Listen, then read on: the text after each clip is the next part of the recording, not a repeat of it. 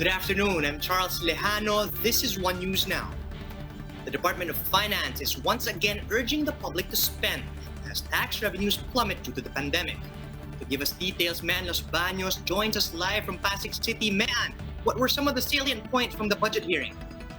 Yes, Charles, the Finance Department was sat down with the Senate in today's budget deliberations where they expressed concerns as to how the pandemic has changed the public spending capacity or ability.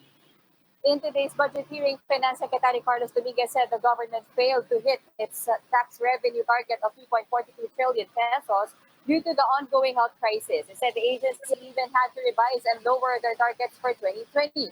The main problem, Dominguez said, is that people are afraid to go outside and spend their money. They emphasize the need to assure the public that the situation will get better so that they will begin spending again. Senator Franklin Dillon could not help but ask how people would spend when the DSWD just admitted to withholding the release of 10 billion pesos in cash assistance to the poor. Recall that Social Welfare Secretary Rolando Bautista said the Office of the President had directed them to bring down the number of SAP beneficiaries from 18 million to 14 million for its second tranche. Charles, the Finance Department is actually asking for around 18.28 billion peso budget for next year, a big chunk of which will go to BIR, of our Bureau of Internal Revenue, and the Senate Finance Committee has already approved of this and endorsed it for plenary debates. Charles? Right, thanks for that, man. What was the DOF's response, though, to Senator Drilon when he talked about the DSWD's move to withhold cash assistance?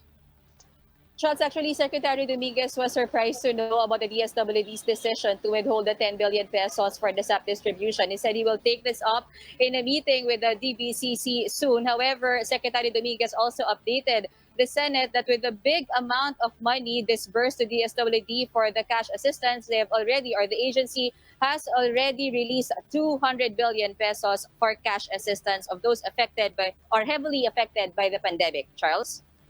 Right, and I understand that the BIR will get the lion's share of the proposed DOF budget. Do we know where they intend to use this? Yes, you're right, Charles. The BIR will get around or more than 9 billion pesos from the 18 billion allocation for the DOF, and it will be used for the digitization of their process, and it is expected to help them in their tax collection or for better tax collection in the years to come. Charles? Thanks for that, Mean. That was Mean Los Baños reporting live from Pasig. The National Police and Armed Forces disown the accounts that were shut down by Facebook earlier today for engaging in coordinated, inauthentic behavior. PNP Chief Police General Camilo Cascolan said the police force adheres to the institutional policy that promotes observance of cyber etiquette and proper decorum. The same goes for the AFP, which, according to Chief of Staff Lieutenant General Gilbert Gapay, does not tolerate the uploading of fake news. On Tuesday, the social media giant announced that they have turned down at least 100 fake accounts, which were reportedly traced to the country's police and military. This afternoon, after this meeting, I'll be meeting the President CEO of Facebook Philippines and Simi Samador, and we'll be discussing, this is one of the things we will discuss. Baka mga personal accounts din yung kasama dito. That's why, just the same, we'll be looking into the matter. One lawmaker warns of possible militarization of the proposed law, creating a Department of Disaster Resilience. In an interview with One News's Agenda, Gabriela Women's Party List Representative Arlene Brosas explained her no vote on the Disaster Resilience Act.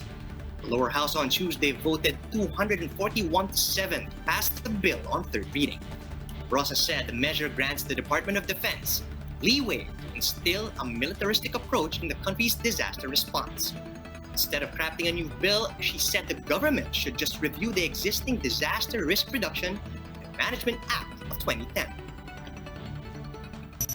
Yung power na binibigay dito, overarching siya eh. Sobra, no?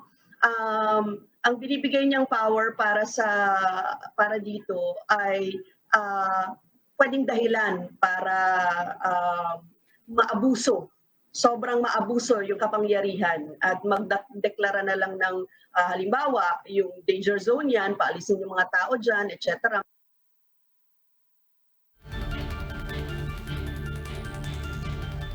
For more updates, visit News 5, the Philippine Star, and Business World online. Visit our website, onenews.ph, for in-depth analysis. You can also catch One News on the Signal Play app. Just register for a free account now at www.signalplay.com so you can stream One News live anytime and anywhere. I'm Charles Lejano. We are One News.